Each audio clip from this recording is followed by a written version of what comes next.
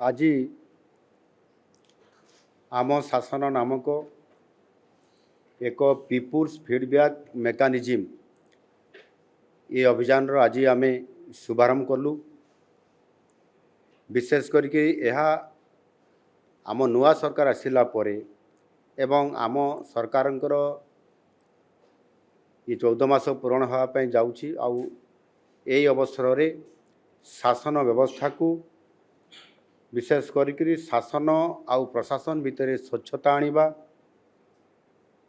ता सहित पारदर्शिता एवं दायित्वबद्धता एवं उत्तरदायी मध्य किभली भाव रे ये करा जाई पारिबो आउ सेथिपाई विशेष करी सरकार एवं जनसाधारण मध्य रे जो व्यवधान को कमेबा आउ से आधार रे आज आमे एभली एक अभियान आज नुआ करी आमे ताको आरंभ करिछु आम शासन ना रे।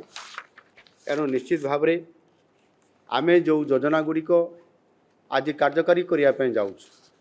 विशेष करके आम सरकार आसिबा पूर्वरु आमे जो लोक मान को घोषणा पत्र माध्यम रे प्रतिश्रुति देइथिलु जे बड़ बड़ 21 कार्यक्रम को लोक मान को आम सरकार आसिले आसंता 5 वर्ष भितर आमे करिवु। आमे गोटे वर्ष मध्य अर्थात प्रथम वर्षर 10 मास भितर आमे से 21 कार्यक्रम रु 11 रु अधिक कार्यक्रम को आमे आज कार्यकारी करई पारिछु सफलतार सहित एवं आज लोक माने मध्य ताहार बेनिफिट पाइबा पई आज आरंभ हो जाइछि। बड़ कथा हला आज आम शासन माध्यम रे आज जो ये जो सिस्टम टी आज आम डेवलप करिछु जो अभियान माध्यम रे ये हूँ गोटे डिजिटल इंडिया। ये जो डिजिटल इंडिया ये कार्यक्रम माध्यम रे आमे जुड़ीछु जो थे कि जो योजना गुड़िक जो स्कीम गुड़िक आमे आरंभ करूँ ता सीधा सड़क भाव रे लोक मानकर पाखरे पहुँची पारिबो।